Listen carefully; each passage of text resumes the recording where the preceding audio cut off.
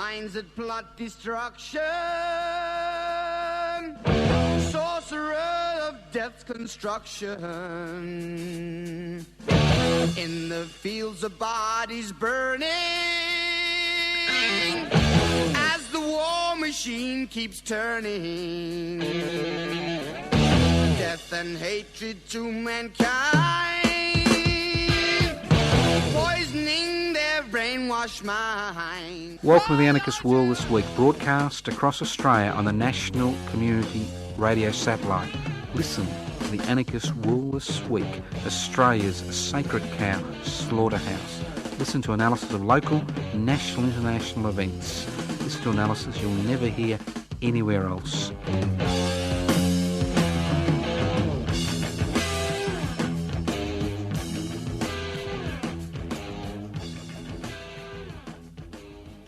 Here we go, the Anarchist World This Week, broadcast across Australia from the Community Radio Network.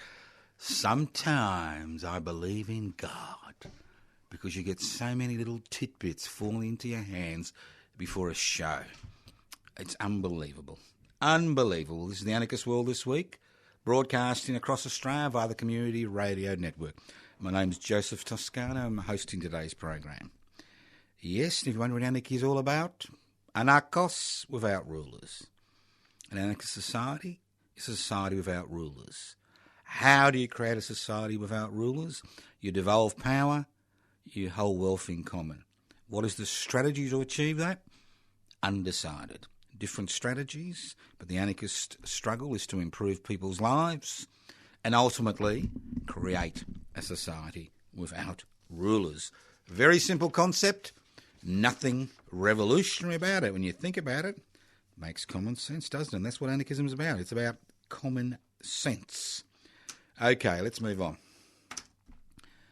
Now, regular listeners to the program thought I'd lost my marbles about 18 months ago when I kept saying that Peter Dutton was going to be the next Australian Prime Minister. Well, maybe by the end of this program he will be the next Australian Prime Minister. Now, it's interesting. Look, I'm not into personality politics. I don't care if he looks like a potato. I like eating potatoes. It's my staple diet, is chips. Not very healthy, but I like them. Not that I'm suggesting you eat Peter Dutton. You may get indigestion. But I reckon Chuckie's back in Parliament. Abbott's ventriloquist dummy. Peter Chuckie Dutton, Prime Minister of the nation. So, I'm not going to be cruel. No point being personally cruel. What we need to do is actually look at what's happening.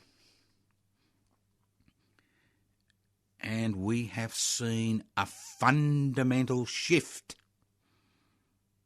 A fundamental shift in Liberal Party ideology.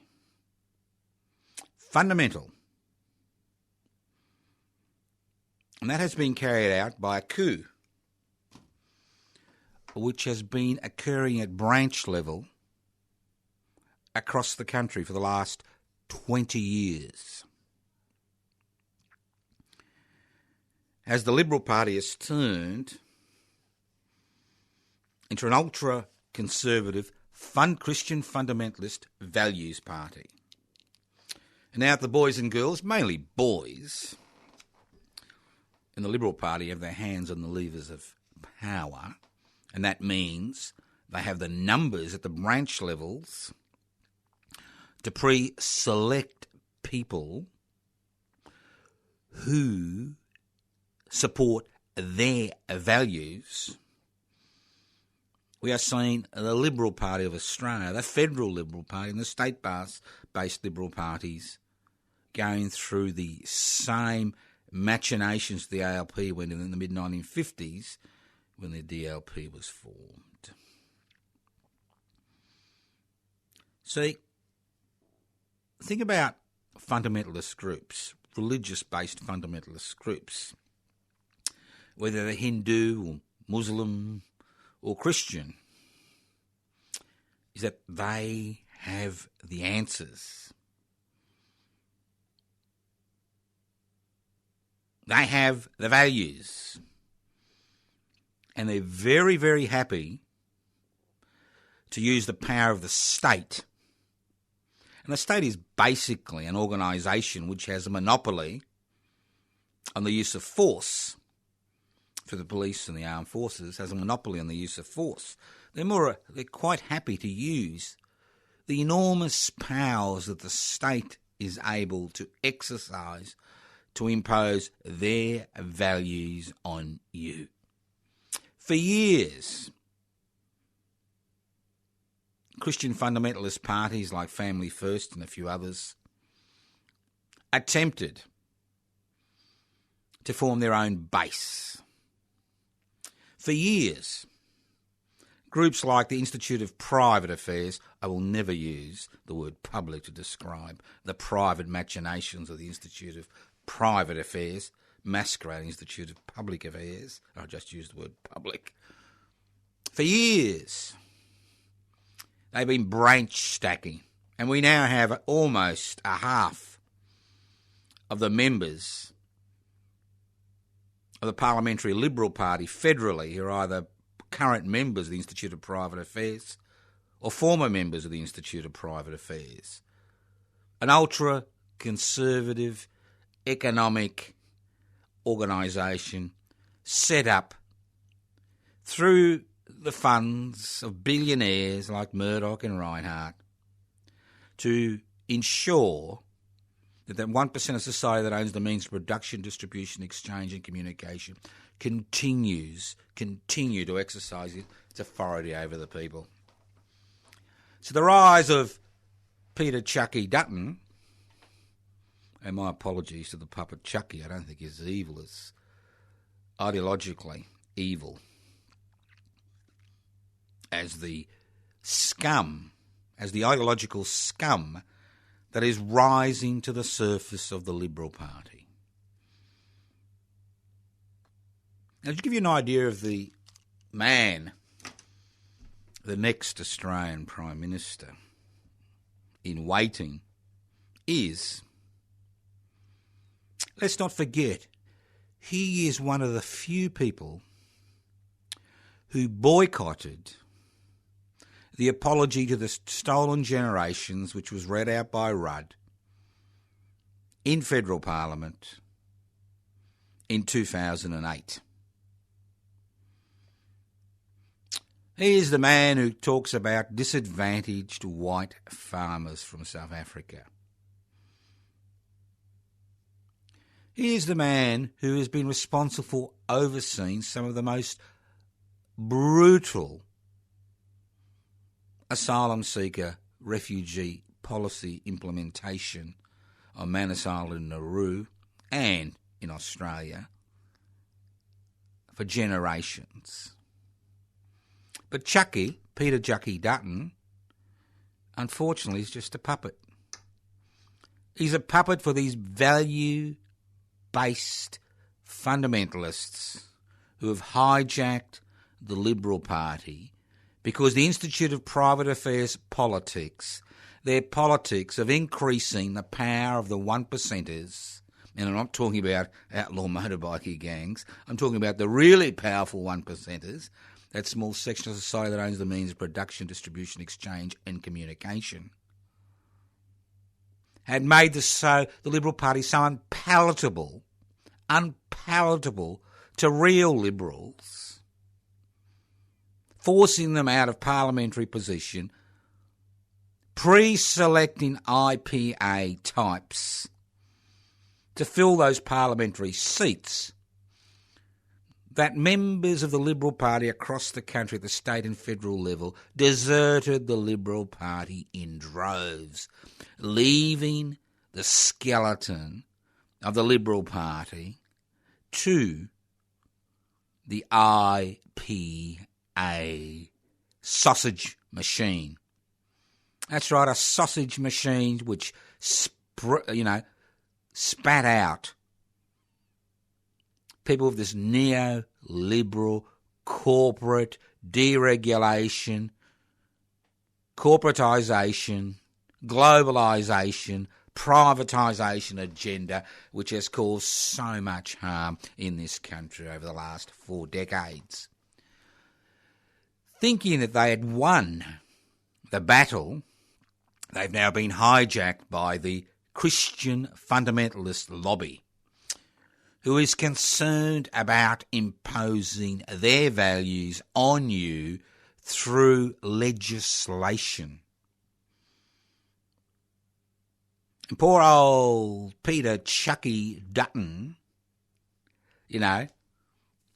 Abbott's ventriloquist doll, dances before us, telling us that we need to go back to these fundamental missed ideology, both at the economic and social level and cultural level, which has been rejected by the Australian people for decades. I would love to see Peter Chuckie Dutton, as I predicted 18 months ago on this very program, be Prime Minister, because that'll ensure that the Liberal Party goes down that little hole which is reserved for political parties that have forgotten that ultimate political authority rests in the hands of the people. Not the state, not the bureaucracy, not the government of the day, not the corporate sector, in the hands of the people. You're listening to the Anarchist World This Week, broadcast across Australia via the Community Radio Network. Now, I can be as erudite as you like, but it's really not going to change much unless I can actually encourage you to become active. And if you can't become active because you're sick or elderly or have got responsibility, at least financially, assist organisations which are willing to take the fight up to these brain-dead ideologues. And on the weekend we had the second Congress for Public Interest Before Corporate Interests.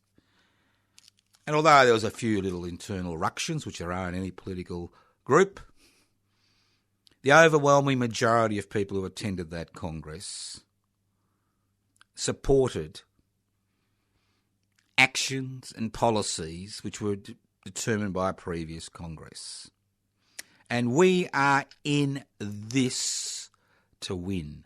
Not to win for ourselves, but to win in terms of putting back policies on the political, social and cultural agenda by using direct action and electoral politics back on the mainstream agenda, ensuring that the interests of the many are put before the interests of the few. And we are at a crossroads in this country. We either let Peter Chuckie Dutton and his band of malcontent Christian fundamentalist neoliberal trash rule this country, or we take it back. We take it back. And we take it back through collective action. We take it back by having a clear vision of what we want, of putting the interests of the public, that's the many, before the interests of corporations who have extraordinary power, because of the success of the deregulation, privatisation, globalisation, corporatisation framework, legislative framework that has been created that allows corporate interests to always be put before the interests of the public, the many in this country. And if you've been sitting on the sidelines, if you've been waiting for somebody to do something about this, if you're part of the gunner tribe, the tribe that never does anything but is always going to gunner, or more importantly, if you're part of the tribe that believes that somebody should do something about this, Australia's two greatest tribes, the gunner tribe and the somebody should do something about this tribe, well then tear up your membership card and join public interests before corporate interests. Very simple. We need more members. We especially need members on the electoral roll, the federal electoral roll, so we can actually roll back this tsunami of negativism, conservative, ultra-orthodox, fundamentalist, political ideologies which have mired us, drowned us in quicksand. Cultural quicksand, social quicksand, political quicksand. So how do you join? It's very simple. Download an application form from PIBCI, pibci.net, pibci.net. Ain't got a computer? Leave a message. Leave a contact address on 0439 395 489 and we'll send you out an application form. Write to us at Post Office Box 20, Parkville 3052 and we'll send you out an application form. You want to roll back this mess? You want to drag yourself and your family and your children out of this quicksand which has been created by this unholy coalition between the privatisation, corporatisation, globalisation, deregulation IPA brigade and the values-based Christian fundamentalist brigade which has taken over the branches of the Liberal Party in this country. Well, then it's time to join public interest before corporate interest. Look at the crossbenchers. Look at the Senate crossbenchers. What a mealy-mouthed bunch of losers. Fundamentalists, ultra-rightists, extraordinary. Is this all we are capable of as a people? Obviously we're capable of much more. And the important thing to remember is you're tearing up your membership card of the Gunner tribe and the somebody should do something about that tribe and joining public interest before corporate interests.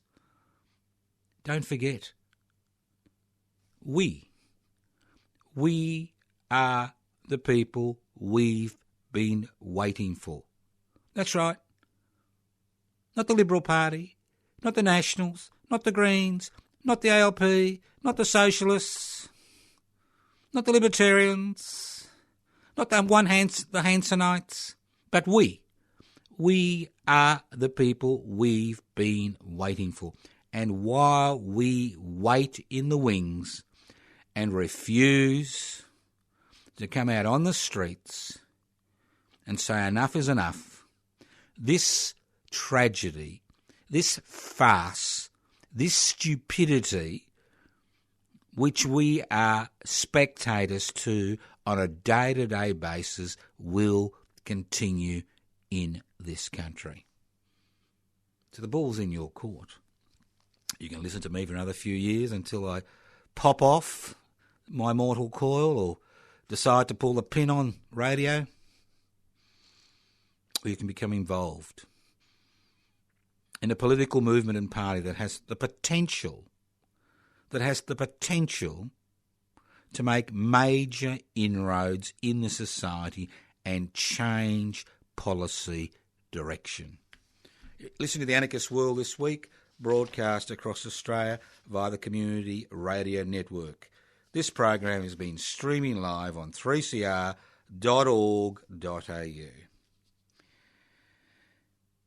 Now, I've got a bit of unsolicited advice for you, young Malcolm. First of all, I just like to remind young Malcolm that Murdoch was in town last week. It's interesting to see that good old Rupert is still pulling the Abbott's strings. Has Abbott pulls Peter Chuckie Dutton's strings. Murdoch pulls Abbott's strings. And let's not forget, the Liberal National Party was lulled into a false sense of security about their love affair with the Australian people through the publication of Murdoch's dodgy polls. That's right. You know who I'm talking about. The corporate-owned media, the Fox News, the Murdoch tabloids, dodgy polls, dodgy news polls, which gave Mr Turnbull the appearance that he could maybe wrest a seat away from the Labor Party. Extraordinary. Extraordinary. Just extraordinary. So, Malcolm, you want to survive as Prime Minister? And I'd personally prefer to have Peter Chuckie, Dutton as Prime Minister, because what a wonderful, satirical, target. Good old Peter Chuckie Dutton. Could you imagine? You got Abbott sitting there. You got his hands up Peter Chuckie Dutton's back, and Chuckie looks at you with that look that Chuckie always has. Could you imagine it? But going back, look, Turnbull, you know why you're in this position? Because you've allowed the fundamentalists in your party to dictate policy. Stand up for you and what's left of your Liberal mates in the Liberal Party who support a little bit of, diversity. Stand up for what you believe in. Stand up for policies that reduce carbon emissions. Stand up for a republic. And the list goes on and on. Because if you kowtow to bullies, and that's all these people are, bullies who want to use the state apparatus to impose their crippled, distorted values on the rest of us through the exercise of state power, through passing parliamentary legislation. Well, stand up. At least you'll die standing on your feet. That's die politically, standing on your feet. Instead of, sulking off the national stage. This is the Anarchist World This Week, broadcast across Australia via the Community Radio Network. Go and have a look at... Look, I've got a Twitter account. I'm even seriously thinking of starting it off again. I found it so boring, Twitter, but maybe it's about time. The gods have given us the gift of Peter Chuckie Dutton. I love it. Love it. A gift that shouldn't be, ignored. Yeah, but remember, Chuckie's claim to fame, he was one of the few politicians who boycotted the national apology to the stolen generations in 2008. Don't forget that. That is the measure of the man. That is the measure of Abbott's puppet. Abbott's Chuckie. That is the measure. Now, if you find yourself in the city of Melbourne on a Wednesday night, you want to have some interesting conversation, or maybe some boring conversation, or you're lonely and listless. Well, you're sick of the virtual world, you've given up on Tinder, well, come along to the open dinners we have at La Porchetta at 392 Rathdown Street in Carlton. And I can see all you trendies falling over, going, "Oh, the food. Well, we get a private room. The food is eatable, and it's reasonably priced. So come along, 392 Rathdown Street, Carlton, 6 p.m. to 9 p.m. Usually start around 6, disappear around 9. Come along. Cross swords. And if you want to join public interest before corporate interests, You come along to the dinner? Well, we've got application there for you to join, and we can give you a membership card on the evening. Very simple. Dinner with Joseph Toscano. Other websites you could go at, pipsy.net, Pipsy, Pibci.net. That's for public interest before corporate interest. You can go to the Peter Norman commemoration page, because we've got some major events occurring on the 9th and the 16th of October, which I'll talk about in the next few programs once we get our guest list finalised, for a human rights summit, which we've organised for the Tuesday the 16th of October, a day-long summit to mark the 50th anniversary of the day Peter Norman stood on the dais with Mr. Carlos and Mr. Smith at the Mexico Olympics, and while they gave the human rights salute, he said to them, "I will stand by you." Think about it. Think about it.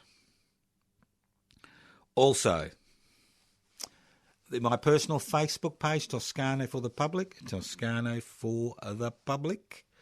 The Anarchist Media Institute webpage, anarchistmedia.org, anarchistmedia.org. You can always send me emails at anarchistage@yahoo.com. You can leave pleasant, polite messages on 0439 395 489, 0439 395 489, or you can write to us at Post Office Box 20, Parkville 3052.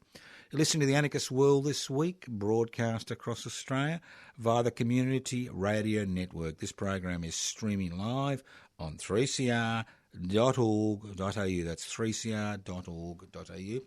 The program is podcast. You can access the podcast by going to 3cr.org.au. My name is Joseph Toscano. I'm hosting today's program, and I thank the gods for giving me Peter Chuckie Dutton.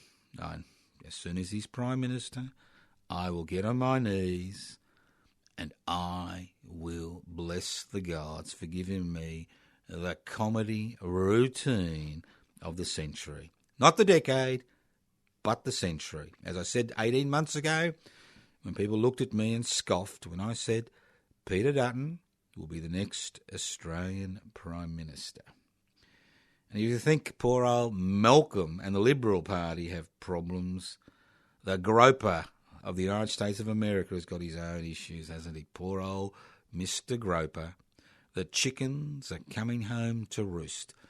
The President of the United States, the man who's never paid income tax and proud of it,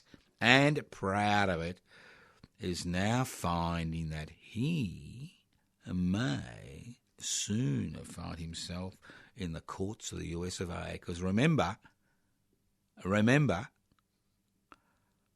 everybody needs to obey the law of the land. But maybe not in the US of A. Maybe he could pardon himself. Wouldn't that be nice? Wouldn't it be nice if he could pardon himself?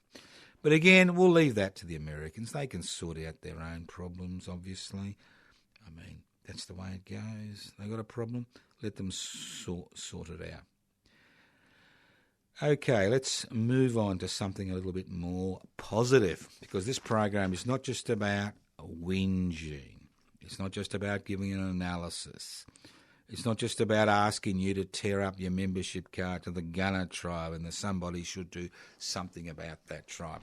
It's all about encouraging you to take action, take positive, non-violent, direct action.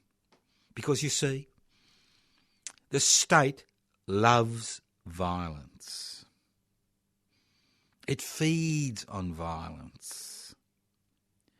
It has a monopoly on the exercise of violence. It has a monopoly. And if you think you are going to overthrow the state through violent action in a society like Australia, you need urgent psychiatric assessment and possibly even electroconvulsive therapy. Now, obviously, they do have the power to destroy any political and social movement. But they don't have the power to stop us from agitating. And the more peaceful we are, the greater problems they have in justifying their actions. Obviously, we would lose in any direct physical confrontation. It's our very peacefulness. It's about our ability to look authority in the eye. It's our ability to stand together in solidarity, which gives us our power, our political power in this country. So if you ever hear somebody talk about violence, I can assure you in 99.9% of the case, there's some type of police provocateur, Asia provocateur, because that's what they feed on. All that money that goes into, the security agencies, all those billions of dollars is based on the premise that they will protect you and I, the ordinary citizens, the permanent residents, from violence. In reality, who is there to protect us from the arbitrary exercise of state power? Unlike the United States of America, which has human rights incorporated into their constitution, we have no rights incorporated in our Australian constitution. And that's why we've had over 240 acts of federal parliament since 9/11 I think it's 2001, which has stripped us of fundamental rights in the struggle for the state to protect our rights. Isn't that wonderful? They need to strip our rights to protect our rights. But if you think I'm a raving lunatic, and I can understand why you'd think that, then look at the Australian Constitution, and apart from freedom of religion and possibly the responsibility of the state to pay you compensation if they acquire your private property, you can find anything else out there in that Constitution that protects your individual rights, freedom of speech, electoral politics, you name it. You come and knock on my door. Let me know. Point out that part of the Constitution. Email it to me at anarchistage@yahoo.com, because I sleep with the Constitution under my pillow. Well, I used to. I don't anymore. The cat pissed on it. But that's another story. Not on the pillow now, on the Australian Constitution. I don't think it liked it. There's nothing about animal welfare or cats, I don't think. All right, listen to the Anarchist World This week. Now, as I say, we use direct action, peaceful direct action. And I'm quite concerned. I live in Victoria, I live in Melbourne. Whether that's good or bad, I don't know, but it's a part of Australia, obviously. I mean, there are people listening to this program across the country, and obviously many of you will have exactly the same experiences we have here. Now, housing is a fundamental issue. It's a fundamental issue. Even in Victoria, where the law and order drum has been banged long and hard, so that 60% of people, Victorians, think that at the next state election on the 24th of November, that law and order, violence is the main issue. 60%. Even here. Over 30%, about 33%, think housing affordability is an issue. Makes sense, doesn't it? When you're paying 30, 40, 50% of your income on mortgage repayments or rent, or you're trying to help a friend or a relative who's homeless find a roof over their head, you begin to understand how important, housing is. And guess what? Guess what? You'll love this. This is what I love. The second most important issue in the public's mind. Neither of the major political parties, either the Liberal Nationals or the ALP, the Alternative Liberal Party, masquerading the Australian Labor Party, have any major housing policies. I mean, the Victorian Labor Party has been hell-bent on destroying public housing. Hell-bent. And its so-called public housing renewal programs are nothing more than apologies for supporting privately owned social and community housing while destroying what's left of the public housing sector. Now, why do I think public housing is important? A few definitions. Public housing is publicly owned and publicly managed. It's owned by the government, managed by the government. That's what public housing is. Outsourced housing is when the government, by providing carrots to privately owned organisations, outsources its responsibility to provide housing for people who will never be able to enter the private housing market to privately based organisations, whether they call themselves social housing, whether they call themselves affordable housing, whether they call themselves community housing. They are privately owned organisations whose major responsibility is to the bureaucracy and the organisation, not to the people they house. They are not collectives or cooperatives. Different ball games.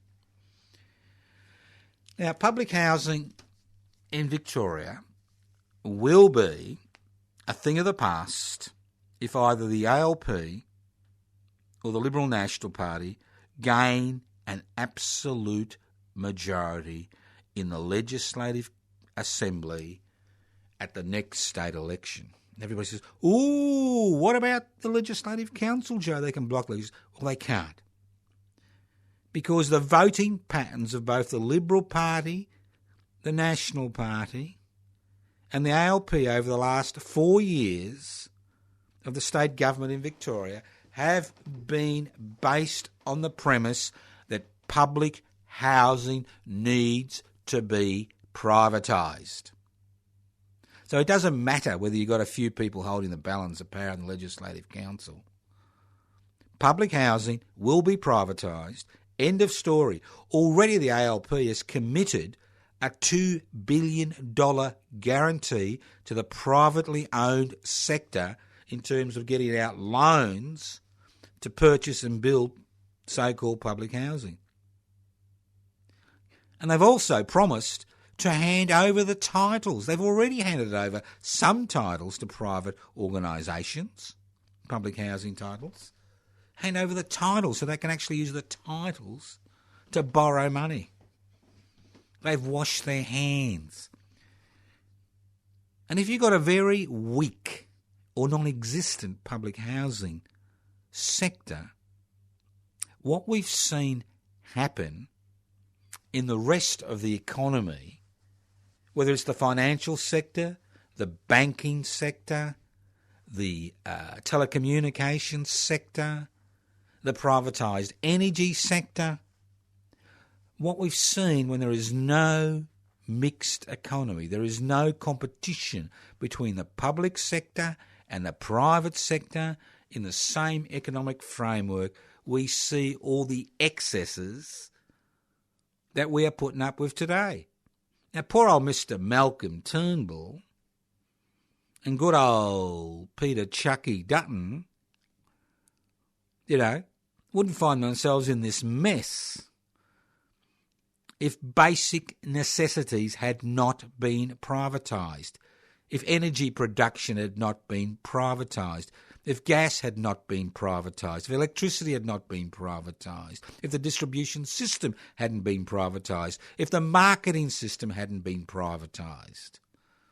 And we wouldn't find ourselves in the housing sector in such a difficult circumstances if we had a strong public housing sector. It's very simple. You have competition, and again, I'm not talking about revolutionary change. I'm talking about change that just requires a majority in both houses of state parliament. We're not talking about blood in the streets. We're not talking about sacrifice. We're talking about a simple parliamentary vote in the Legislative Assembly in Victoria, which has 88 members, and the Legislative Council, which has 40 members, to make public housing a priority. Create a strong mixed economy where the private and public sector compete on an equal footing.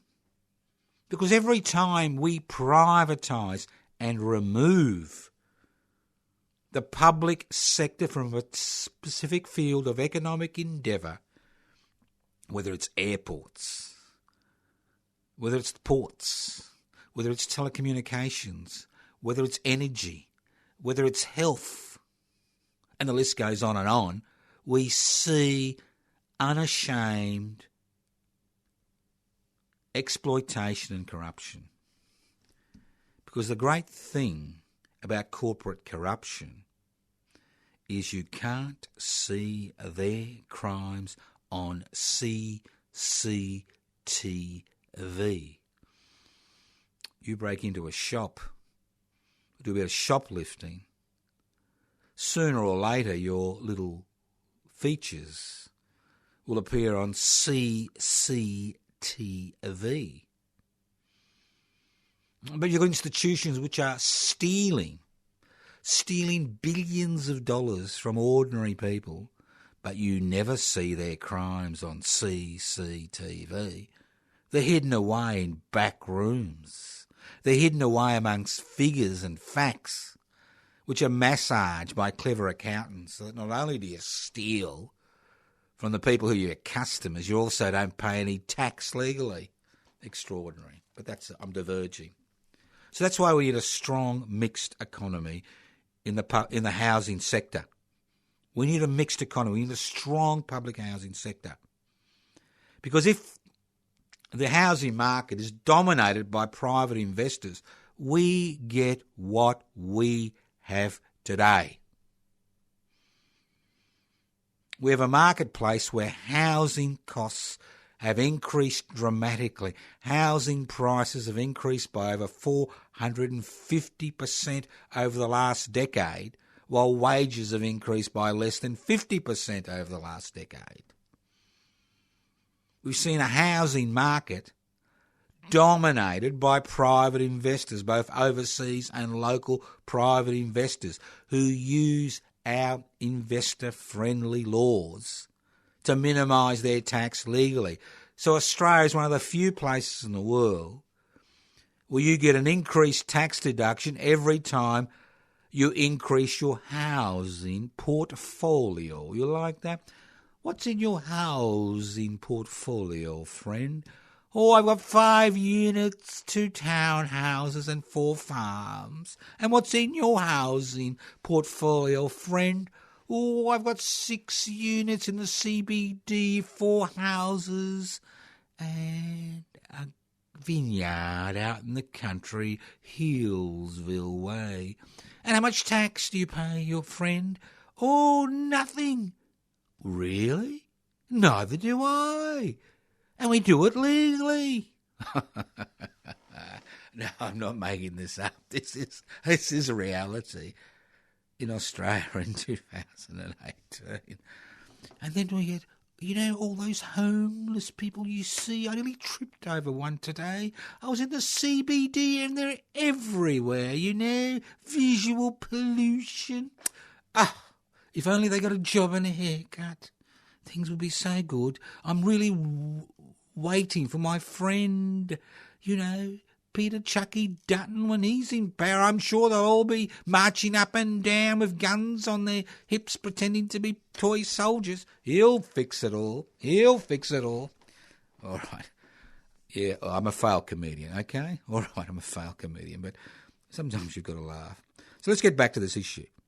So here we have a housing market which is dominated by the private sector.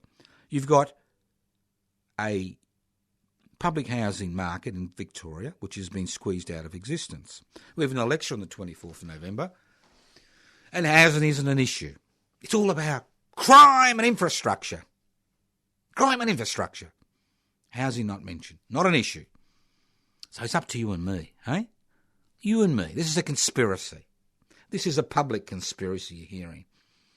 Now, public interest before corporate interests endorsed the Public Housing Everybody's campaign, which we launched a few months ago. And for 10 days in November, from the 14th of November to the 24th of November, we will be standing on the steps of Parliament House and on the footpath 24 hours a day for the whole 10 days put our bodies on the line to make public housing or to make public housing a major election issue. Because public housing is everybody's business. It's not just a matter of resolving a homeless crisis. An increased public housing sector, and I'm going to use a lot of capitalist terminology here, puts downward pressure on rents. And what that means simply is if you have a lot of public houses and people are housed in those houses and they've got secure, safe accommodation, they don't need to rent in the private rental market. If there are fewer people looking for private rentals, well then rents drop. And if rents drop, investors who really don't give a shit what they invest in as long as they get a return will divest themselves of that property. That means they will sell off that property. And housing prices at the lower end of the market will decrease. So here we have a win-win situation. Increase public housing stock, have a mixed economy as far as housing is concerned, remove negative gearing. You don't even have to remove negative gearing. House people, ensure their children have a stable education and not moving around all the time, have stable accommodation for a reasonable rent, 25% of people's income. Rents drop. Deposits for a house drop. Prices drop at the lower end of the market. More people are actually able to enter the private housing market and even leave the public housing market. So it's a win-win situation.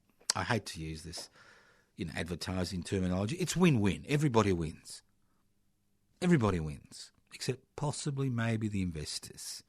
They may lose, but they may win. Who knows? They do win in a way because if you have a lot of homelessness and stress, housing stress, which means you're having trouble paying your rent or your mortgage, well, you increase social dislocation, you increase violence within family networks, you increase crime. So even for investors, the decrease in crime and the decrease in stress, which means a decreased healthcare costs, would actually even benefit in the long run. So the 10 Days in November campaign is totally dependent on you. Public interest before corporate interest has put the skeletal framework up.